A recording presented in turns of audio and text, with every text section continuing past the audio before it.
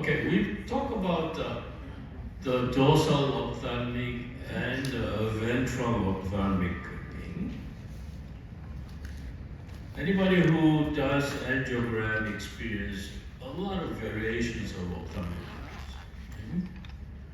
We see the ophthalmic artery in normal patterns. We see the ophthalmic artery not existing in the internal carotid artery with some rare variations. Ophthalmic artery is one of the complex arterial system, even though it's a tiny little artery, as its a development and also variations of that. Okay? I showed you these pictures, and from this neural tube, okay, as it grows, it makes 5 vesicles. Okay? 2 lateral large vesicles from the neural tube. Okay? It become lateral ventricles. Another 2 vesicles are lens plaque. 5th vesicle is infundibulum or pituitary stalk. Okay? So this is how the lens plaque gives growth as a vesicle. Okay? As it develops, okay, you can see the vesicle comes out, but from outside, there's a tissue coming in, invaginating. Okay? The inner part of this vesicle is surrounded by neural tissue, okay, called mental layer. Neural tissue goes out with the vesicle as the vesicle develops. Okay? Then outside there is mesenchymal, the ectodermal tissue goes in and make it like a folding. Okay? If you have one layer going out, in the middle is pushing in something. Okay? So it's making 2 layers. You understand? I think this echoes. We have to turn it off. The other one. Turn off. Okay. Yeah. Thank you. Do you understand? This is an important concept. Okay? If you have a curtain or tissue, okay, something goes out, something goes in, okay? So making 2 layers. Okay? What this points is this is, is the letters. It's not my drawing. The letters embryology. You can see this is endoderm.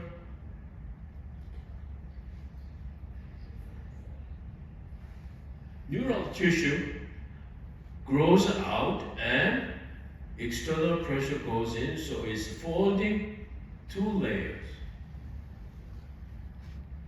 So these 2 layers fuses later become retina.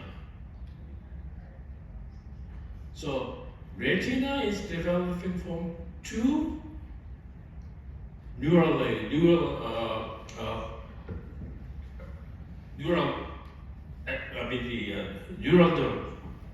layers. Okay? So neuroectoderm is 2 layers. Okay? It forms retina, optic nerve, ciliary and iris epithelium, and pupillary muscles. Okay? If it's only one origin tissues, it's easy. But neural crest Neural crest gives cornea, sclera, choroid, ciliary muscles, and meninges. We know meninges is from neural crest. Mesoderm. Mesoderm is giving off extraocular muscles. The important thing is surface ectoderm. Surface ectoderm gives conjunctiva, lacrimal gland, and lens. Okay? So we have a neuroectoderm, neural crest, mesoderm, and surface ectoderm. All different origin of tissues, embryonic origin tissues making one eyeball, one orbit. Okay? Vascular supply is also not that simple. We have ventral ophthalmic artery, dorsal ophthalmic artery, supraorbital branch of stapedial artery. Let's see how it goes. I'll show you this diagram again. Now we have a ventral ophthalmic artery and the dorsal ophthalmic artery, ventral ophthalmic. Why is it dorsal ventral? Do you know what it is named? The reason why is ventral is when they go from the head down, first thing they see is ventral. The ophthalmic artery coming from anterior cerebral artery. That's the first thing to see. That's why it's called the ventral. And dorsal ophthalmic is behind. That's the dorsal ophthalmic. Okay? All right. This stage, there's no ophthalmic artery. Okay? Now, later on, there's an orbit is forming. There's a supply coming from anterior cerebral artery. This is internal carotid artery, caudal division, a rostral, a cranial division. From cranial division of internal carotid artery, there's a tiny little vessels developing into the orbit. That's ventral ophthalmic artery. Okay? Now, after the 18 millimeter stage, you can see this small ventral ophthalmic artery. There's a small branch from the cavernous carotid artery is going into the orbit too. And there's a third one, the one I pointed the yellow, is going into it, to orbit as well. Let me get the laser point. You know what I think? This is a little, we mentioned about stapedial artery divides into maxillomandibular branch and supraorbital artery. This is supraorbital artery going into orbit. You see this ventral ophthalmic, dorsal ophthalmic, and supraorbital artery. Epiphysis, another looking above. Okay? This is ventral, dorsal, supraorbital. Okay? How it progresses, there's a little difference of theory between Paget and Pierre. Ventral ophthalmic, the way Pierre explained, ventral ophthalmic artery follows optic nerve and it goes down toward the orbit, and as it reaches to the internal carotid, growing internal carotid artery, it annexes, it joins, connects. Okay? Once it connects, this portion between the anterior cerebral artery, I showed you the anterior cerebral artery origin of this ventral ophthalmic artery, right? The connection between the anterior cerebral artery to the internal carotid artery, this disappears. Okay? Dorsal ophthalmic persists. I have to mention it. This follows to optic nerve, to optic canal. Okay? Remember, this one goes through optic canal with optic nerve and reaches globe. Then dorsal ophthalmic artery, which coming from cavernous segment of internal carotid artery, goes to the orbit through the superior orbital fissure. Goes through the superior orbital fissure. Okay? As they progresses, there is anastomosis occurs around the optic nerve intraocular portion. Optic nerve. This anastomosis occurs. The branches from the ventral ophthalmic artery, this has become more primitive ophthalmic artery, and dorsal ophthalmic artery, anastomosis around the optic nerve. Once those anastomosis occurs, dorsal ophthalmic artery regresses. Remaining primitive ophthalmic artery, this will become permanently what we see in the ophthalmic artery. Therefore, this ophthalmic artery passes through optic canal. Remember, optic canal. Okay? That's what reforms, and that's what final arrangement of the ophthalmic artery. Okay? We have an internal carotid artery, ophthalmic artery, goes through optic canal with optic nerve and turns around and giving off ethmoidal branches and muscular branches and eventually palpebral branches. When this turns around, it gives off central retinal artery, right at this curve.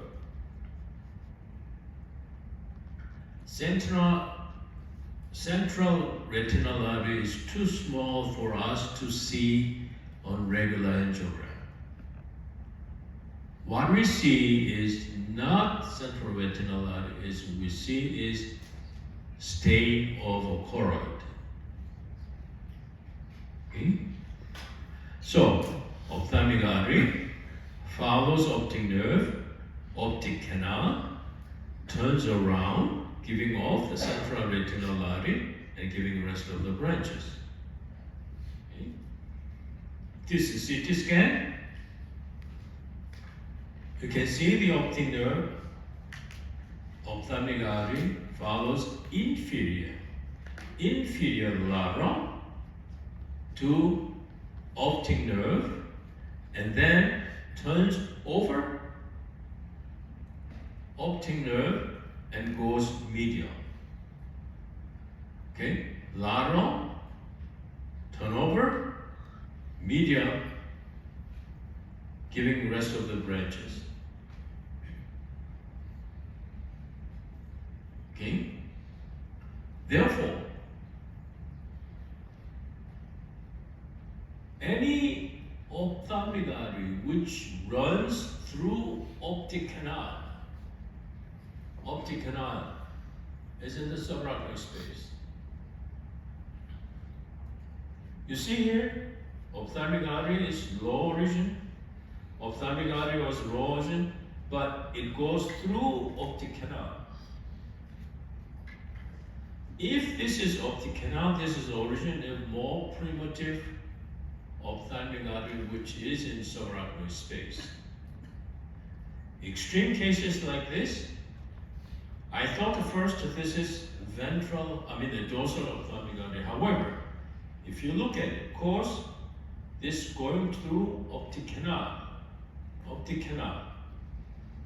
So this must be, subarachnoid space must go down all the way.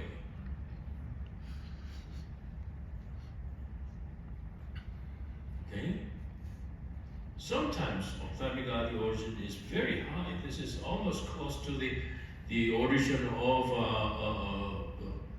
this posterior communicating artery. Okay? So, in variable origins. However, the key is this artery goes through optic canal. Okay? So, as we discussed, there's so many steps to develop one ophthalmic artery, so there must be so many variations. So let's look at some. This is look like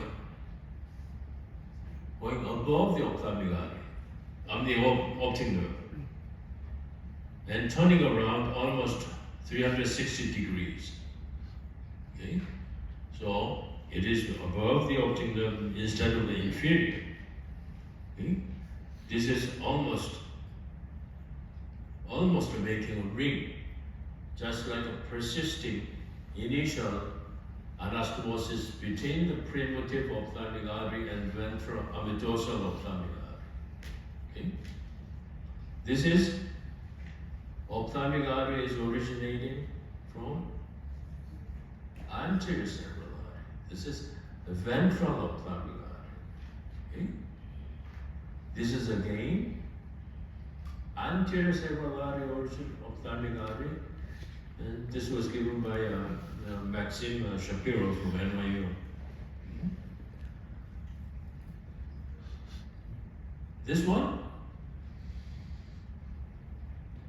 ophthalmic artery, this is from the Pierce book. Ophthalmic artery, but anterior cerebral artery, A1 segment is not usual, inferior. This goes below the optic nerve. Okay? Below the optic nerve, okay? Because of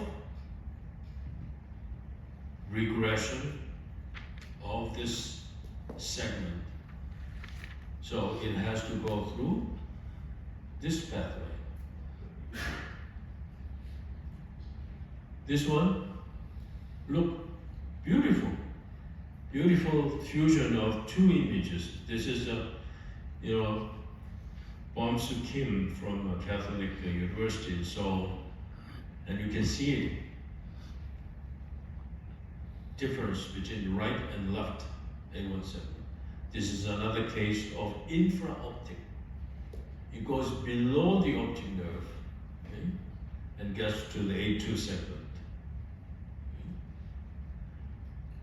This is dorsal ophthalmic. Key is dorsal ophthalmic artery goes through superior optic fissure, not optic canal. This goes through the superior optic fissure. From the cavernous segment, you can see the superior going through, not optic canal. Optic canal is here. Okay? This is a dorsal ophthalmic artery. Sometimes you have a both dorsal ophthalmic and true primitive ophthalmic or ophthalmic artery. This segment, this ophthalmic artery is from ventral ophthalmic artery, which is after fusions. Okay? This is, what do you think? There's a dorsal ophthalmic artery, true ophthalmic artery, joins together make it one. Look. Okay?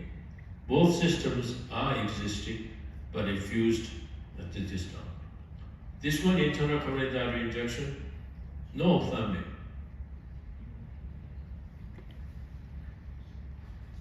Ophthalmic artery is coming from middle meningeal artery, and this is persistence of supraorbital artery. Okay? This is the one. This is regressed.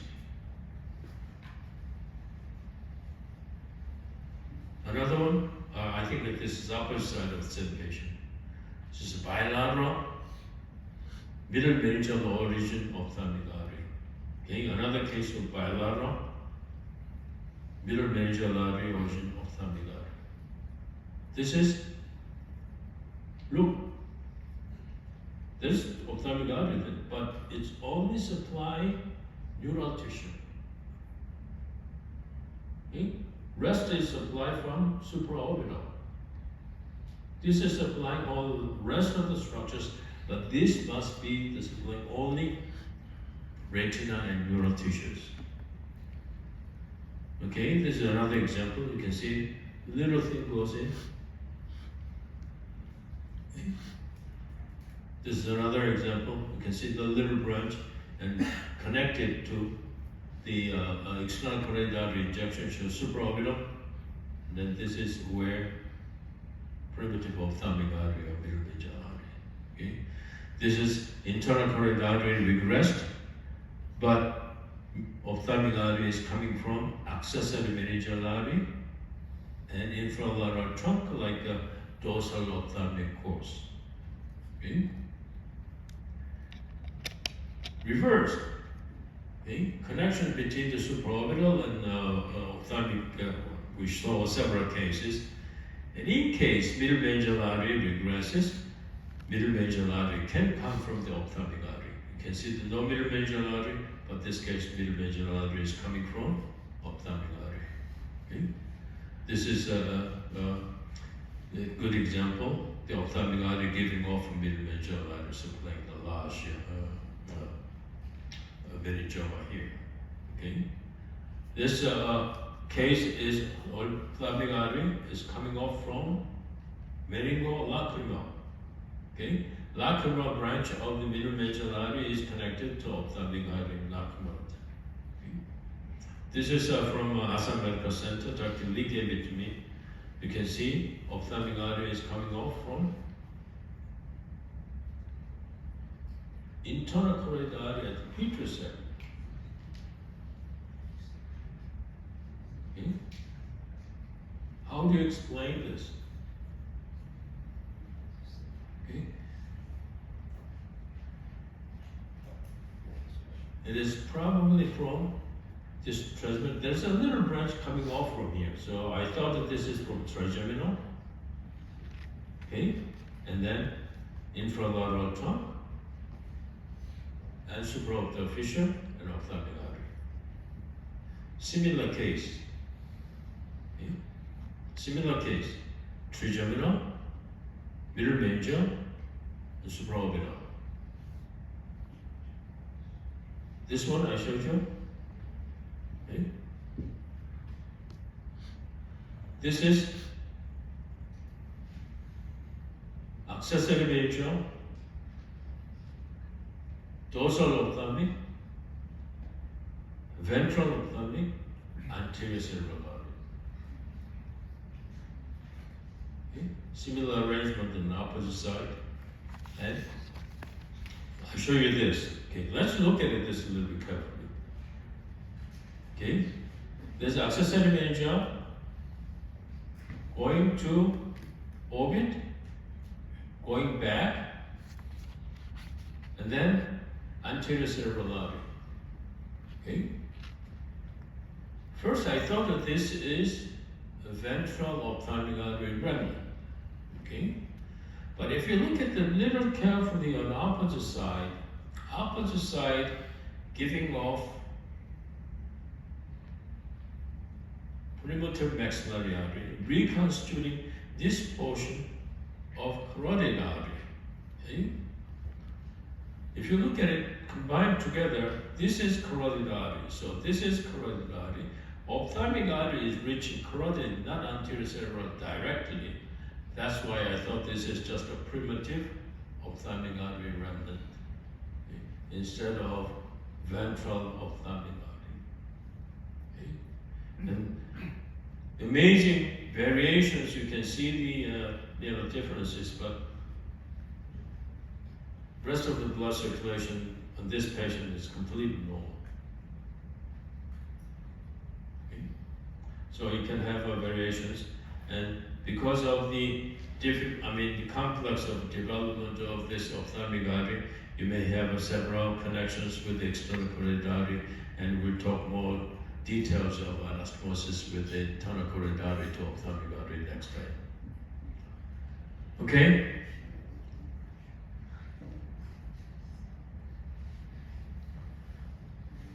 Any question? Don't take these pictures. I'll give you these pictures, okay?